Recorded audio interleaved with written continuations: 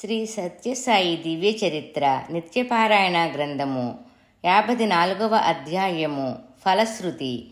ఈ గ్రంథమును శుచిగా భక్తి శ్రద్ధ విశ్వాసములతో పారాయణ చేయుట విధి.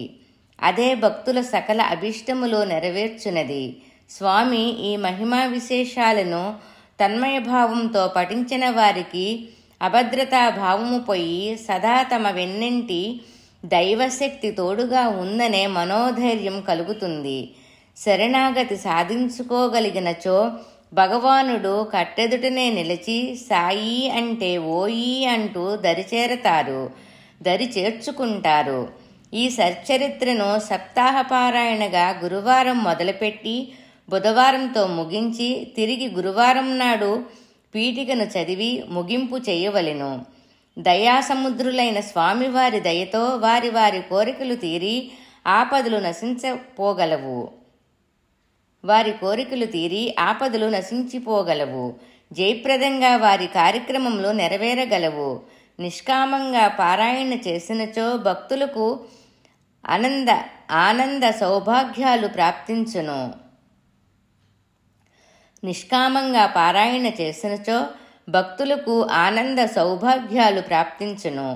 దీని పారాయణ ఫలాలు పొందుటకు ముఖ్యంగా కావలసినవి భక్తి, విశ్వాసములు అనగా ప్రేమ గౌరవములతో కూడిన నమ్మిక ఉండవలెను. నిశ్చల భక్తితో రోజుకొక అధ్యాయము పారాయణ చేసిన మనశ్శాంతి, ఆత్మస్థైర్యం కలుగుతుంది. సద్గ్రంథ పఠనమునకు తిథి వార నక్షత్రములు లేవు. ప్రతిరోజు ప్రతిక్షణం పవిత్రమైనవే. పర్వదినాలలో పారాయణ విశేష ఫలదాయకం కాన చేయుట శ్రేష్టము. స్వామి జన్మదినం నవంబర్ 23, గురి పౌర్ణిమ, మహాశివరాత్రి, వసంత నవరాత్రులు, ఉగాది మొదలు నవమి వరకు, ఉగాది మొదలు శ్రీరామ నవమి వరకు, వినాయక సంకటహరణ చతుర్థి, శరన్నవరాత్రులు మొదలగు సందర్భాలలో చేస్తే హృదయవాసి అయిన సాయి వెంట జంటయ్యి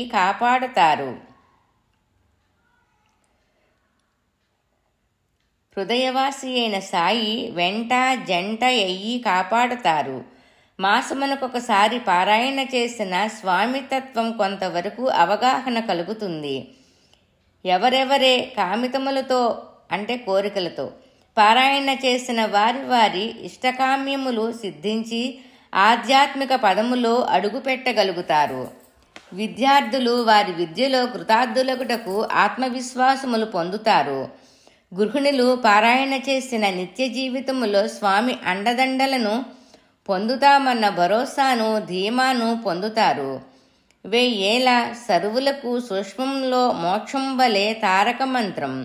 ఎంత శ్రద్ధాభక్తులతో కూడిన పారాయణ అయితే అంత మంచి ఫలితం తథ్యం.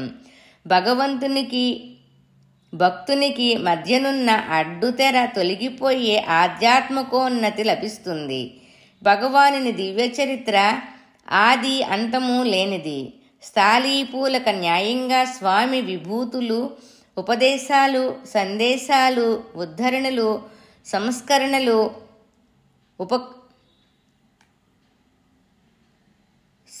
సంకల్పించిన ఈ దివ్య చరిత్ర పారాయణము చేసి ఇష్టకామ్య సిద్ధి పొందుదురుగాక.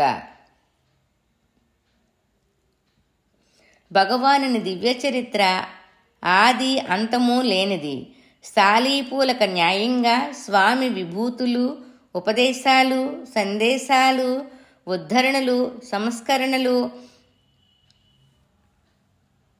సంకల్పించిన ఈ దివ్య చరిత్ర పారాయణ చేసి ఇష్టకామ్య సిద్ధి పొందుదురుగాక అని ప్రార్థిస్తూ స్వామివారి దివ్య చరణములు మ్రోల మా 10,000 విన్నపములు.